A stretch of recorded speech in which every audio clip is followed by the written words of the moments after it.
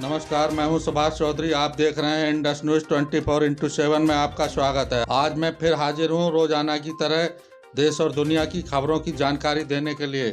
इस वक्त हमारे स्टूडियो में हमारे संवाददाता आसिफ अंसारी जी अभी आए हैं फील्ड से, जो हर खबर पर अपनी पैनी नज़र रखते हैं। आइए उनसे जानकारी लेते हैं देश और दुनिया की खबरों की। अरे भाई आसिफ साहब, नमस्कार, आपका स्वागत है इंडस न्यूज में। मैं आज की बड़ी खबर के बारे में जानना चाहता हूं। बरेली की आज बड़ी खबर क्या है? सभी दर्शकों को मेरा नमस्कार। बरेली के फरीदपुर इलाके में एक युवक का तालाब के अंदर शव बरामद हुआ है। पुलिस इस मामले में पड़ताल कर रही है। युवक के शरीर पर श्री राम जैसे कई शब्द लिखे हुए हैं। इसको लेकर पुलिस जांच कर रही है। हालांकि अभी तक उसके युवक के परिवारजनों का पता नहीं चला है। वहीं बिथरी इलाके में एक मुनीम से 6 लाख की लूट की वारदात सामने है। इस मामले में बिथरी पुलिस जो है पड़ताल कर रही है कि आखिरकार बदमाश कौन थे, क्या थे। इसमें एसओजी से लेकर स्थानीय पुलिस और नज़दीकी थाने की फोर्स है वो लगी हुई है। बदमाशों को चिन्हित करने के लिए दुकानदार या पेट्रोल पंप या चौराहे पर जो कैमरे लगे हैं उनके ज़रिए उन बदमाशों की तलाश की जा रही है। हाँ, ये थाना बिथरी चैनपुर में एक प्लाईवुड कंपनी का कर्मचारी था। कर्मचारी क्या था, वो लोग किसानों से लकड़ी खरीदते थे। तो कल बता रहे हैं कि प्लाईवुड कंपनी ने 7 लाख का पेमेंट जो इनका मध्यस्थ था ब्रजेंद्र, उसको दिया था। तो उसका ये काम था कि आज सुबह वो जाके उसको किसानों को देगा। तो उसने अपने भांजे को सुबह दिया। तो वो 7 लाख रुपए अपनी बाइक से 2 बैग में, एक ब्लू बैग था, एक रेड बैग था, एक में 6 लाख रुपए थे, एक में 1 लाख रुपए थे, बाइक से लेके जा रहा था। तो उसका कहना है कि पीछे से एक बाइक पे 2 सवार आए। एक ने हेलमेट लगा रखा था, एक ने चेहरे पर कुछ बांध रखा था, और उन्होंने चलती बाइक से एक ब्लू बैग जिसमें 6 लाख रुपए थे उसको छीन के वो लोग भाग गए। और आगे की बड़ी खबर क्या है? गाजियाबाद पुलिस ने एक ऐसे सनसनीखेज मामले का खुलासा किया है। 3 दिन पहले 30 लाख रुपए की खातिर एक खुशी नाम की युवती का अपहरण किया गया था। इसमें पड़ोसी जो है उसने फिरौती मांगी थी। फिरौती ना मिलने पर उसकी हत्या कर दी गला दबाकर। इस मामले में एसएसपी गाजियाबाद मुनिराज ने खुलासा किया है। और जो 30 लाख की जो रकम मांगी गई थी, वो जो खुशी है उसके पिता की मौत हो चुकी थी, उनका क्लेम का जो रुपया था वो मिला था। इसकी नज़र पड़ोसी युवक पर थी और उसने ही इस पूरे फर्जी तरीके से एक षड्यंत्र के तहत उस बच्ची का अपहरण किया। उसके बाद उसके परिवार वालों को फ़ोन किया। फ़ोन के आधार पर उनकी बच्ची को मार दिया जाएगा अगर 30 लाख रुपए नहीं दिया गया। इस मामले में एसएसपी गाजियाबाद मुनिराज ने खुलासा कर दिया है। जनपद गाजियाबाद में थाना नंदग्राम में रविवार का शाम को पुलिस को सूचना मिली थी। लगभग 4:30-5 बजे के बीच में एक 12 साल का बच्ची है, घर से गायब है। और उसके साथ साथ उनका परिवारजन का ये भी तो है, उनके पास 2 अननोन मोबाइल नंबर से और फिरौती भी मांगा है 30 लाख रुपया का। ये सूचना मिला था। वो सूचना मिलते तुरंत सभी वरिष्ठ अधिकारी मौके पर गए हैं सब। उसके बाद हमने टीम गठित करके जल्दी हम लोग ट्रैक करने के लिए कोशिश किया है। और पुलिस संदिग्ध को रातों लेकर आके पूछताछ करने की कोशिश की है। और जो नंबर आई उसके डिटेल्स और निकाल के हम लोगों ने सभी उसका जो कहाँ से कॉल आया सब चीज़ हमने ट्रैक किया। ट्रैक करने के बाद हम लोग पूरा गैंग का ट्रेस किया। इस पर एक मेन व्यक्ति है जो बच्चे गायब है, उसका पड़ोसी है, एक बबलू है। वो बच्चे का दादा और दादी के पास आते जाता था। उन्होंने उस बच्चे को पहले मेला घुमाने के चक्कर में ले गया था और ले जाने के बाद बच्चे अपने आप उनके साथ गई। उसके बाद उसने और एक दोस्त का दिया था, उन्होंने अमित है, उनके एक दोस्त के बाद दिया था। उसने अपने मोटरसाइकिल में ले जाके उनका अपना दोस्त साथी पहले जो प्लान था उसके अनुसार उन्होंने जो बुलंदशहर का रहने वाला है एक व्यक्ति है गंभीर, और उनके साथ और एक साथी के साथ उन्होंने एक जगह हैंड ओवर कर दिया था। और उसके बाद वो जो बबलू और अमित का ये उन लोगों का योजना था जो बच्चे का तुरंत उसको मार लेंगे, मारने के बाद हम फिरौती ले लेंगे। क्यों, बच्चे हम लोग पहचानते हैं, दोनों का अमित और बबलू को जानते हैं, इसलिए वो मारने का पहले योजना था। उसने उनको जो बुलंदशहर से जो आया था उसको ब्रीफ करके भेजा था, तुम जाके तुरंत मार दो। और उन्होंने तुरंत 5:30 बजे उसको मार दिया। मारने के बाद उन लोग रखे। उसके बाद पहले 2 कॉल आए थे, उसके बाद कोई कॉल आई नहीं। पुलिस ने सबको पकड़ना शुरू हुआ। उसके बाद किसी एक्टिविटीज़ नहीं हुआ था। और अगले दिन पुलिस ने गंभीर का बुलंदशहर में इन दोनों से पूछताछ करने के बाद गंभीर का हिरासत में लेके पूछताछ हुआ। पूछताछ होने पे उन्होंने कन्फर्स किया है। हमने बच्चे मिलते शाम को 5:30 बजे के आसपास हमने मार दिया। मार के हम गन्ना के खेती में बोरे में भर के फेंक दिया। और उसने उनका अपने निशाना पर गन्ना की खेती में बच्चे का रिकवरी किया है। और उसको हमने पीएम के लिए भेजा था बुलंदशहर में।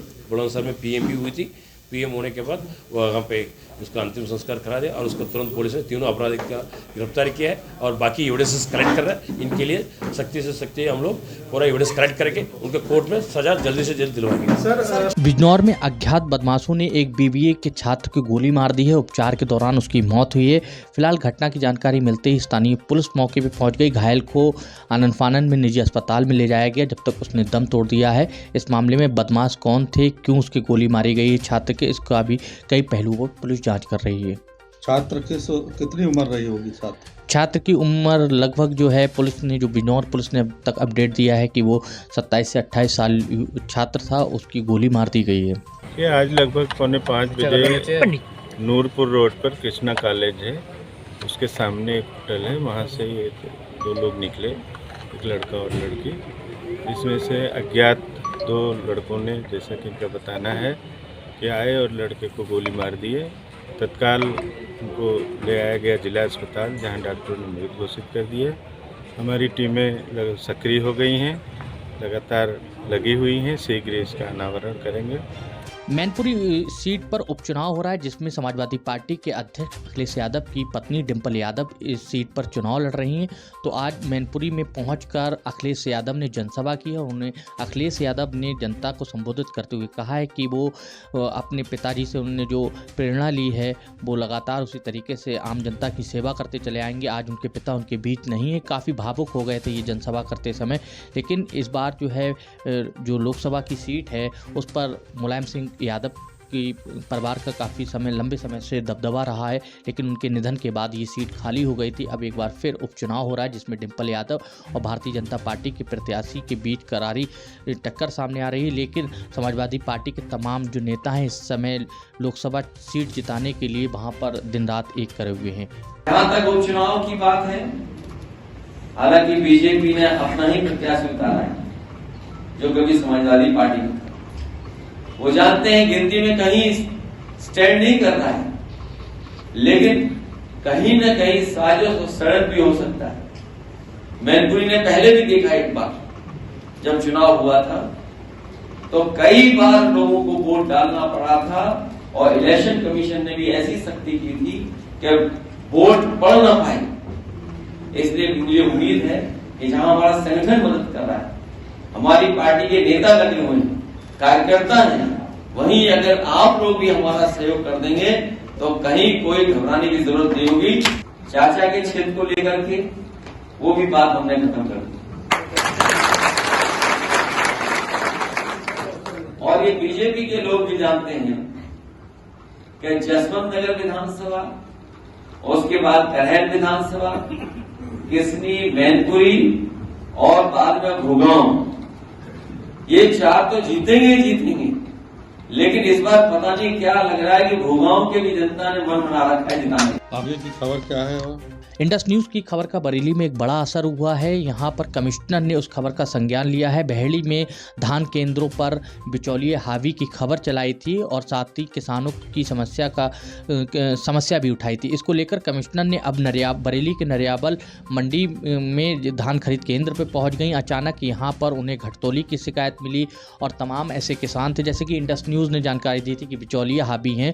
तो वहाँ पर जो सेंटर प्रभारी थे वो किसानों के फर्जी नंबर लगाकर उनकी तौल करा रहे थे। और जब कमिश्नर ने खुद इस मामले की पड़ताल की और वो सारा सामने आ गया, जिसे सुनकर खुद कमिश्नर भी नाराज हुई हैं। FIR भी भिथी थाने में केंद्र प्रभारी के खिलाफ हुई है।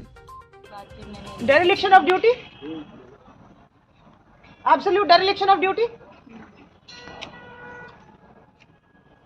So what is the situation here then? Ma'am ये 125 बोरी कम है मैम, इसमें 125 बोरी कम है और ये वहाँ पर जाके ये विवाद खड़ा होता और ये बहुत सीरियस विवाद खड़ा होता। क्या कमिश्नर महोदया जो थी वो मौके पर पहुंची और उन्होंने जो घटतौली कर रहे थे कर्मचारी अधिकारी, उनके खिलाफ FIR दर्ज कराई है। जी बिल्कुल FIR दर्ज कराई है। वित्तीय इंस्पेक्टर ने जानकारी दी। किसानों को काफी अच्छा लगा होगा ये जी इस बिल्कुल व्यवस्था को देख बिल्कुल कह सकते हैं कि किसान जिस तरीके से परेशान था, नाराज़ था, किसान कह रहे थे कि उनकी पहले ही वो परेशान थे, लेकिन जो कमिश्नर की छापेमार कार्रवाई हो और इंडस न्यूज़ ने जो खबर दिखाई थी, किसानों की समस्या उठाई थी, बहड़ी में भी ऐसा मामला सामने आया था, तो वहाँ पहुंचकर धान केंद्रों पर इंडस न्यूज़ की टीम पहुंची थी, वहाँ से खबर को पड़ताल की थी। इसमें कई किसानों ने बिचौलियों हावी होने की भी शिकायत की थी। तो कहीं ना कहीं कह सकते हैं कि खबर का बरेली कमिश्नर ने संज्ञान लिया। उसके बाद अब धान केंद्रों पर हो रही घटतौली या जो भी समस्या है उन्होंने साफ लफ्ज़ों में कहा कि किसानों को किसी भी कीमत पर समस्या नहीं होने दी जाएगी। घटतौली की शिकायत है, बिचौलिए हावी है, तो उनके खिलाफ सख्त कार्रवाई होगी। खबरों की बात चौधरी के साथ कल फिर होंगे नई खबरों को लेकर। आप देखते रहें इंडस न्यूज़ 24x7। नमस्कार, धन्यवाद।